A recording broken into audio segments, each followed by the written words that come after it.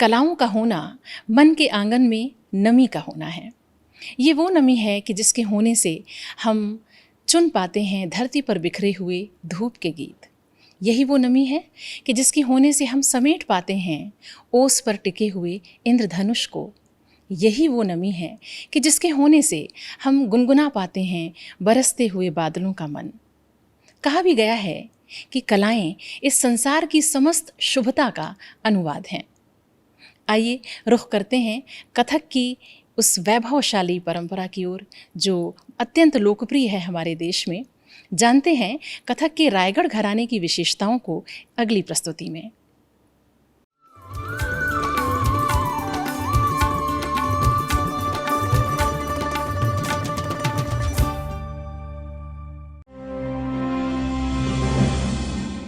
रायगढ़ कथक के पहले सत्र में महाराजा चक्रधर सिंह के काल में जो कलाओं का पुनर्जागरण हुआ और विशेष रूप से कथक में, उस पर विद्वान वक्ताओं ने प्रकाश डाला। ये वो समय था जब कलाकारों के राजाश्रय समाप्ति पर थे।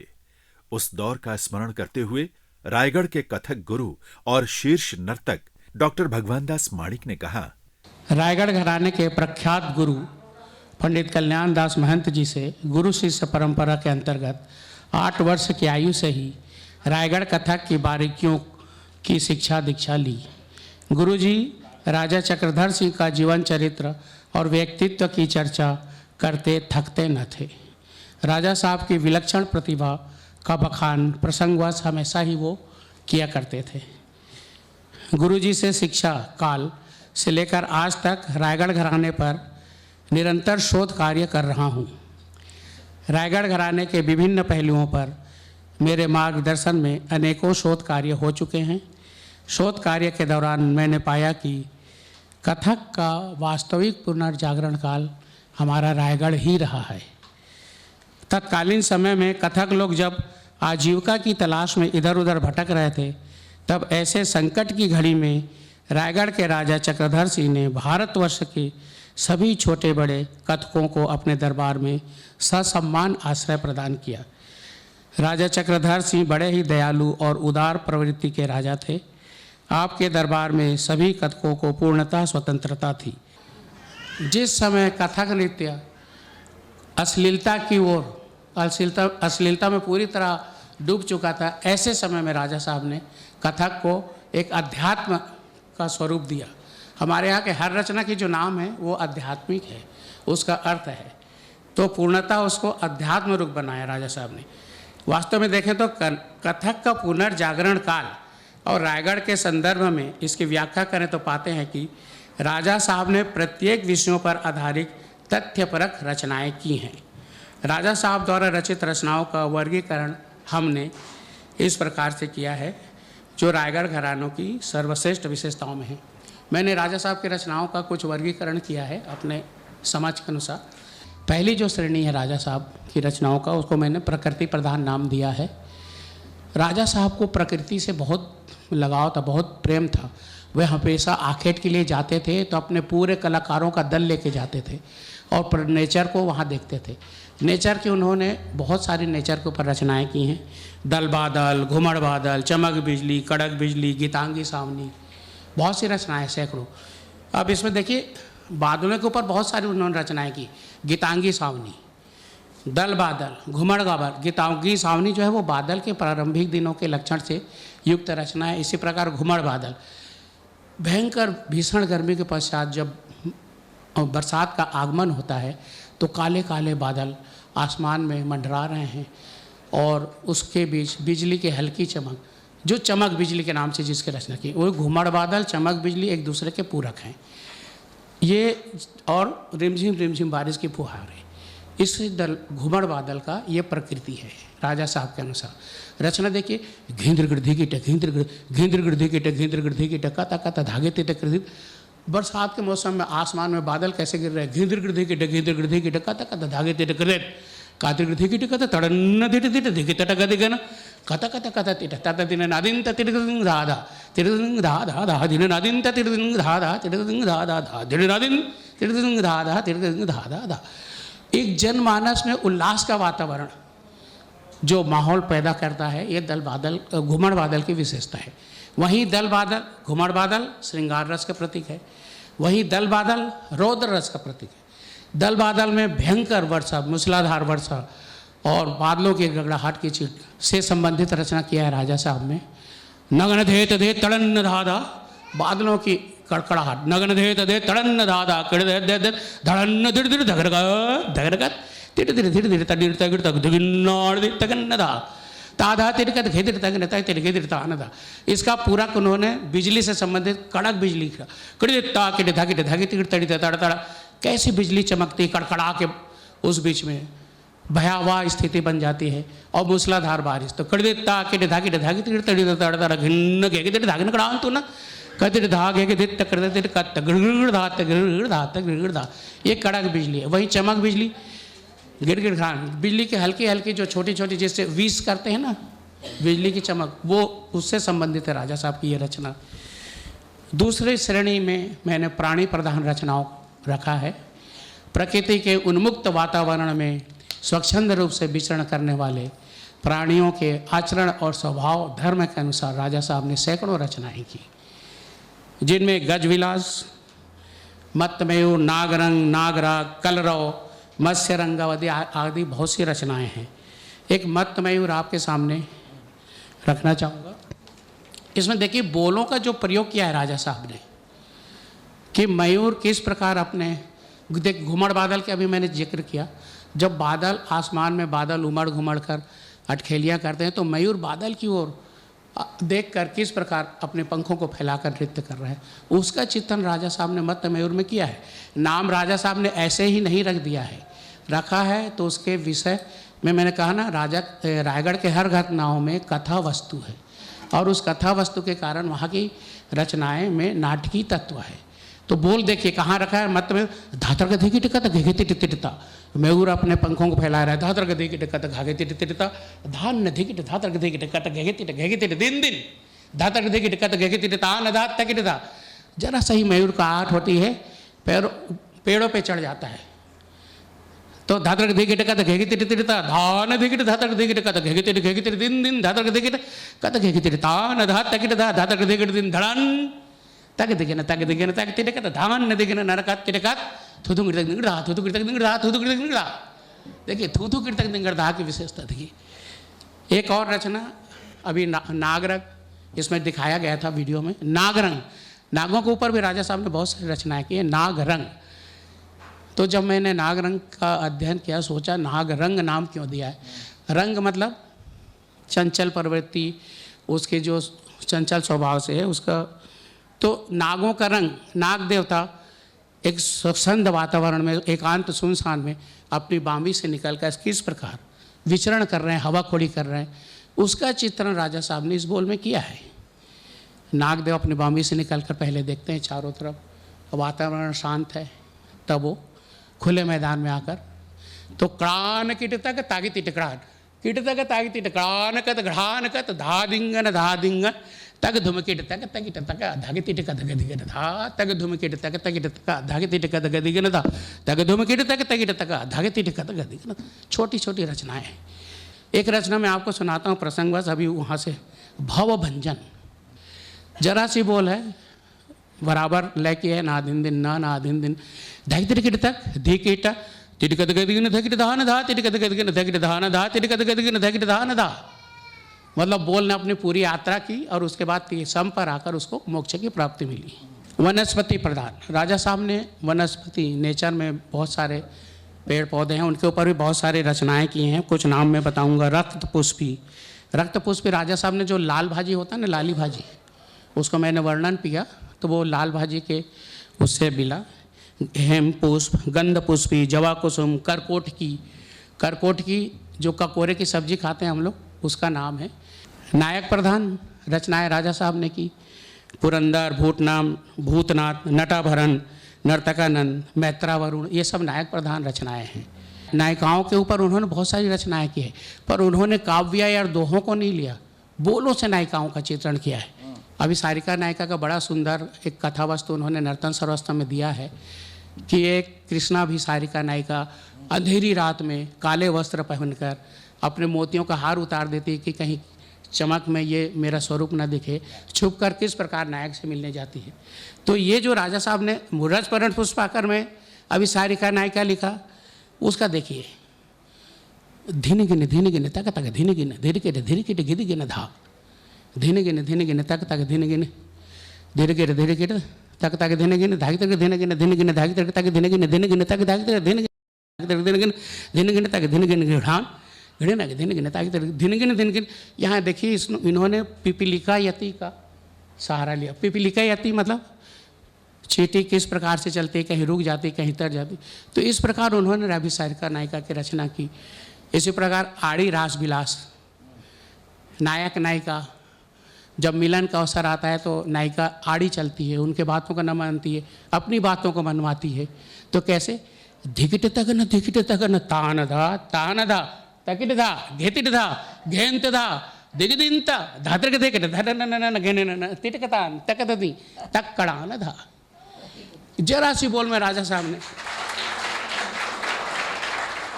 कुमकुम, एक कुमकुम रचना में आपको सुनाना चाहूँगा। तो धेत त्रिगधेत कतिन कुंकुनग त्रिगधेत कतिन कुंकुनग कतिन कुंकुनग ताता तकृतक निगड़ा कतिन कुंकुनग ताता तकृतक निगड़ा कतिन कुंकुनग ताता तकृतक निगड़ा। राजा साहब द्वारा एक रुद्र विलास। तड़न धागर दिन धागे की तड़न, तड़न धागर दिन धागे की तड़न किड़तक दिक तड़न धाद नाड़ देता किड़ देता घेतिट गिरिन दिकिट कता धा देता कता गिरिन दिकिट कता धा देता कता गिरिन दिकिट कता धा। एक भ्रमरावली नाम से राजा साहब ने रचना लिखी है। इसमें भगवान शिव के मंदिर में उनके गण किस प्रकार नृत्य कर रहे हैं, घंटाओं की ध्वनि गुंजार कर रही है। गेदिंत ताड़े ताड़ा किरचा झसे झगे, गेदिंत ताड़े ताड़ा किरचा झगे झंगे गिड़दा धेड़े तेड़े काक के नाक किड़ गण लोग नाच रहे, काक के नाक किड़ धाड़ घिड़ा गधिड़ बम बम शिव शिव हर हर हर हर हर गंगाधर फणधर कृतकदा बिल्वा दलवा मस्तक राजद घंटा घनन धुनि ठांग ठांग डमरू जनात कार धूप दीप दिक्कड़ दिनति करत कद गिन्न दिनता घिने न किड़ता धिरगत धिरगता दागिटता किड़ता दूर दागिटता गदिनता। छंद प्रधान बहुत सारी रचनाएं राजा साहब ने लिखी छंदों के नाम से। शिखरणी, मंदकांता, मालनी, भुजंग प्रयास, नेयम, वेणी, कृतगज, कलापो, नगरनम, गलेश, कस्तूरियम, शशि शिरसी, इस प्रकार की बहुत सारी रचनाएं की हैं राजा साहब ने। मंत्र तंत्र यंत्र, मंत्र तंत्र यंत्र, मंत्रों के उच्चारण के समय किस प्रकार, जैसे यजुर्वेदी परण का तग धे तग दिगिन धा किट तकिट तका धे त गदी गन गदी गन धा तीटे कीटे कीड़े नग दे का तीट घे तीटे कीड़े न थू थू तीट का तगे देगे तकीटे तका कीटे कीड़े नग दे क्रांधा तकीटे तका कीटे कीड़े नग दे क्रांधा तकीटे तका कीटे कीड़े न दे क्रांधा। यह भी चक्रधार परण है। मैं कुरंग वाहन सुनाना चाहूँगा। कुरंग वाहन, कुरंग हिरण से जुते हुए रथ। देखिए राजा साहब ने बोलों का प्रयोग देखिए, धगिन दिन का धाधिकृत ताधिकृत धगिन दिन का धाधिकृत ताधिकृत धाधिकृत दे धाकृत धूमृत धाक्रां धाका धा धाग भागे जा रहा है रथ धाकृत धूमृत धाक्रां धाका धा धाकृत धूमृत धाक्रां धाका धा धाकृत धूमृत धाक्रां धाका। एक रस पंचानन नाम से राजा साहब ने रचना की है।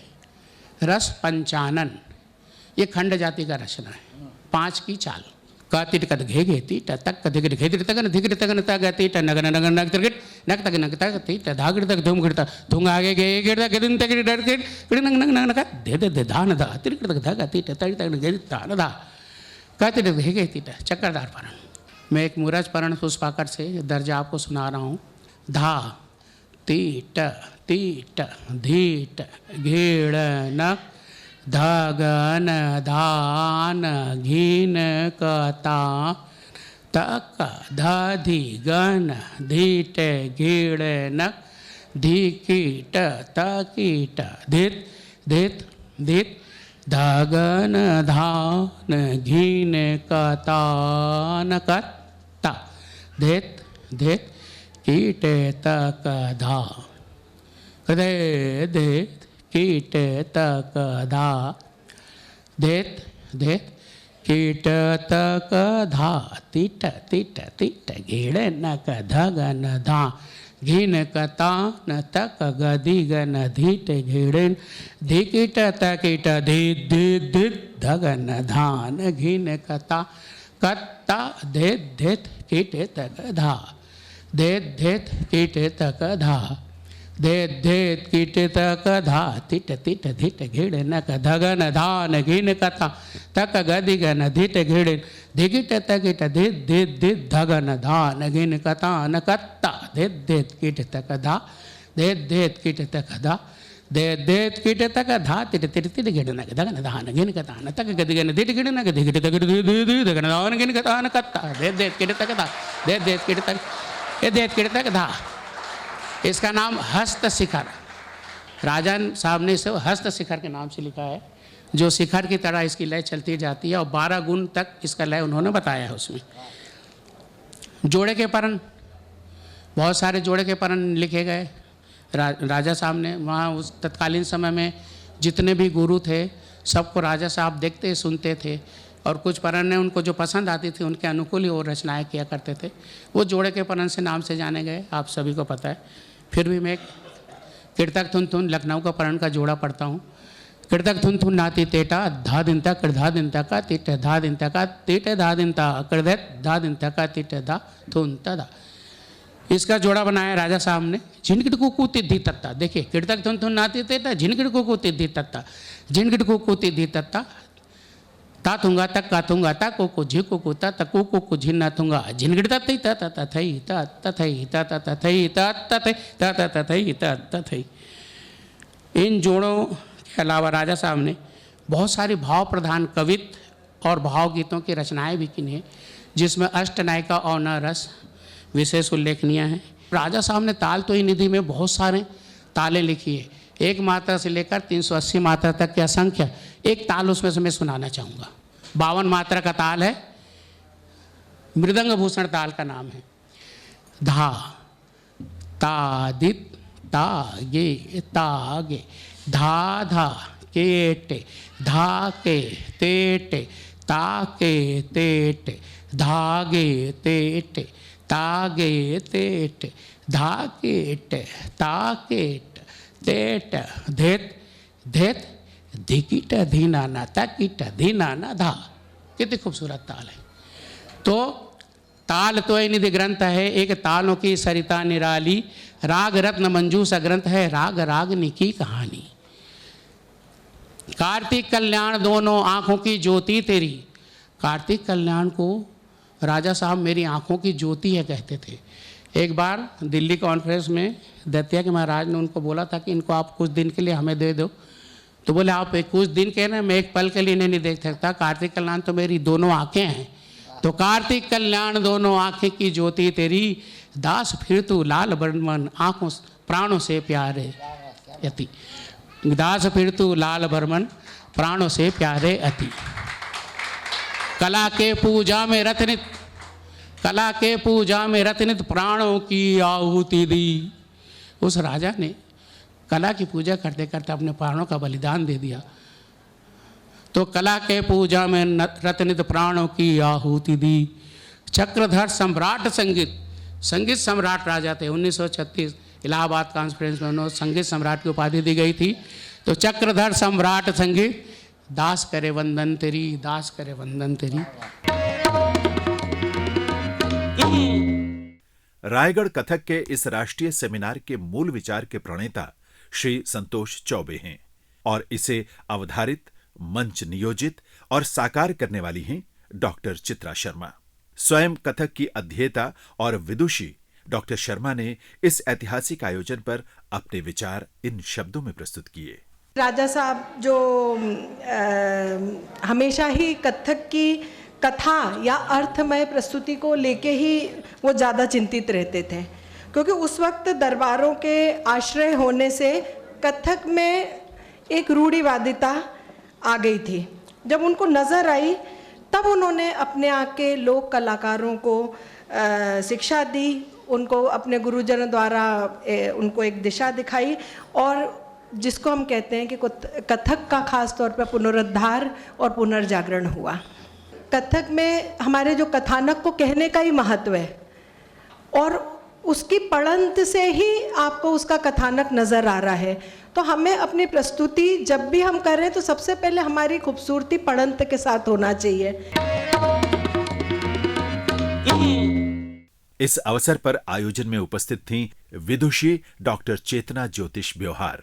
उन्होंने अकादमिक रूप से अपने अध्ययन के आधार पर और रायगढ़ कथक के योगदान के आधार पर अपने विचारों को प्रकाशित करते हुए महाराजा के लेखन पक्ष को याद किया।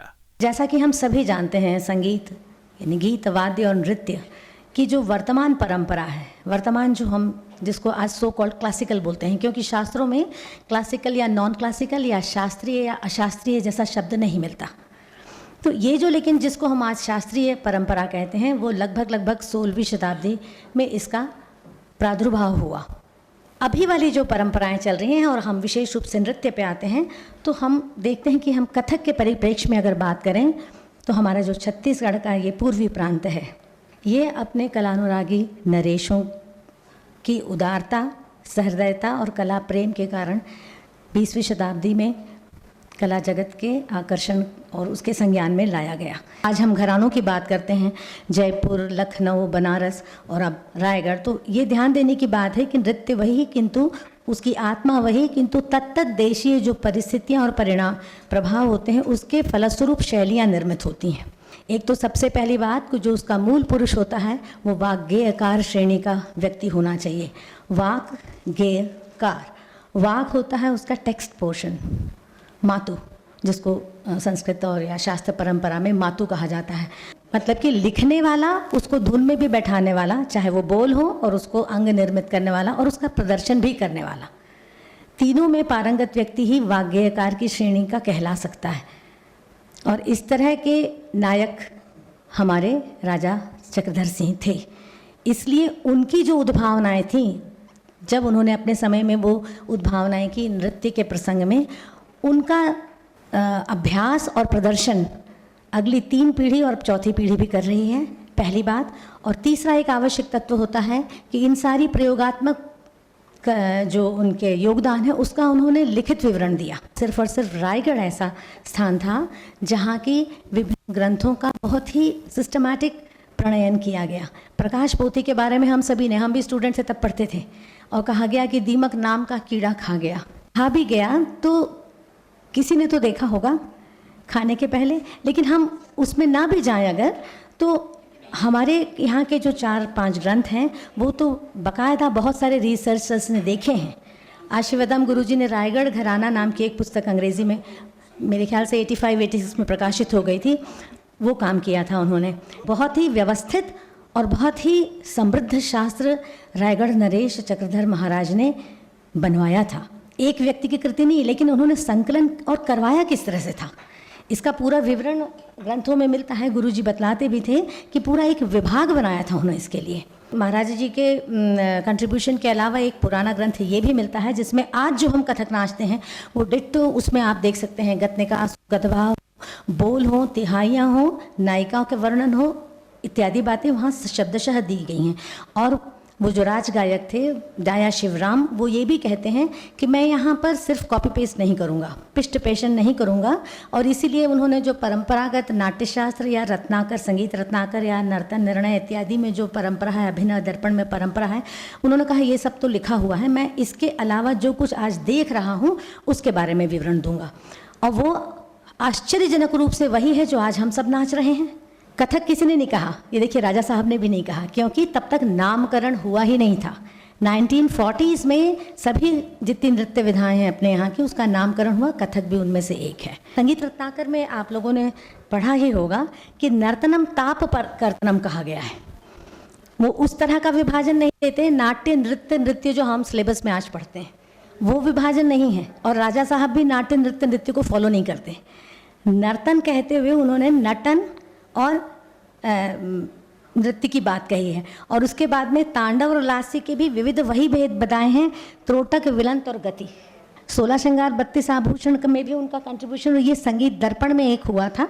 क्योंकि राजा साहब एजुकेटेड थे, इसलिए उन्होंने संगीत कलाधर से भी टेक्स्ट जो उचित लगा वो लिया, संगीत दर्पण से भी लिया। और सबसे अच्छी बात कि कथक के साथ उसको प्रैक्टिकली जल करके मिला करके उसका प्रैक्टिकली सामने रखा। ऐसा नहीं कि सिर्फ टेक्स्ट उतार दिया, उन्होंने करवा के उसको और कथक की भाषा में और कथक की देह में उतार के सामने प्रस्तुत कर दिया। तीसरी बात ये समझ में आती है, लड़कों को ही क्यों सिखाया। 4 नर्तक जो थे, यहाँ की एक प्रोफेशनल जो डांसर जाति पुरानी रही है देवार जाति, और हमारे सभी गुरुजन भी उस वक्त लोक नृत्य के ही हम गुरुओं के मुंह से भी सुन चुके थे और पुस्तकों में भी पढ़ते हैं कि ये सब कहीं ना कहीं गम्मत या इसमें हाँ इसके कलाकार थे। और 12-13 वर्ष की आयु में किशोर अवस्था के पहले ही इनको राजा साहब ने इनको ले लिया था और इनकी शिक्षा दीक्षा और संपूर्ण तरीके से इनकी जिम्मेदारी लेके इनको खड़ा किया था। लड़कों को ही क्यों लिया? ये वो समय था जिस वक्त, मैं इसके बिल्कुल खिलाफ नहीं हूँ कि वेश्याओं के कोठों में भ्रष्ट हो गया, इनफैक्ट उनके पास ये बचा भी रहा, क्योंकि वो समय ऐसा, उसको दूसरा नज़रिया भी कॉइन का देखना ज़रूरी होता है। ये उनकी मजबूरी है, लेकिन उनके पास ये कला बची भी रह गई। पर ये भी सच है कि उनके पास जब ये कला थी तो सिर्फ पुरुषों के मन बहलाव का साधन तक था, सभ्य समाज में उसका प्रचार प्रसार एक तरह से ख़त्म हो चुका था। तो फिर इसको उनके सामने, राजा साहब के सामने एक बहुत बड़ी सोच थी कि इसको वापस हम किस तरह से समाज में प्रतिष्ठित करें कि सभ्य समाज के घर की लड़कियां भी और लड़के भी इसमें शामिल हों। उन्होंने ऐसे लड़कों को चारों को सिखाया, साइड बाय साइड सारी चीज़ें चल रही थी कि सारे कॉन्फ्रेंसेस में वो लेके गए।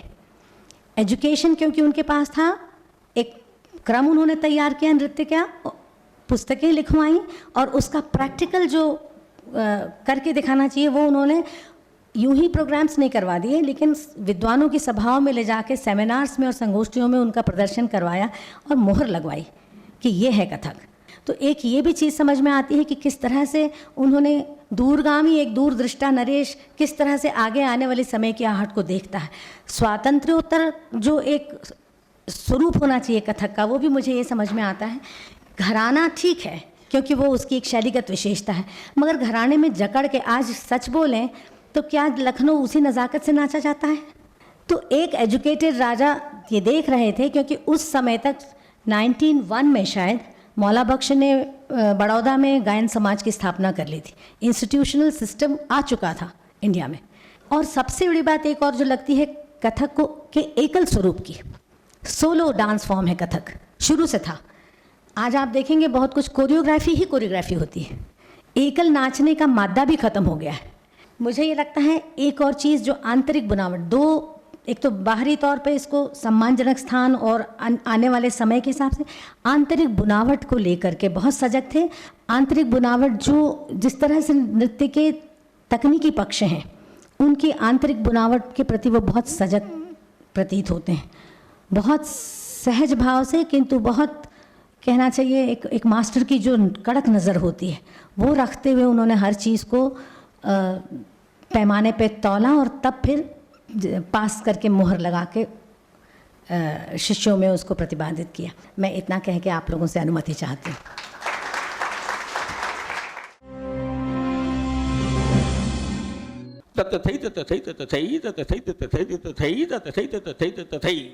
मैं मानता हूँ कि कथक की सबसे बड़ी जो योगदान है तो अमृत को मूर्त करके दिखाता है। भारत में हिंदी के विद्वान तो बहुत हैं, उसके प्रेमी कम हैं।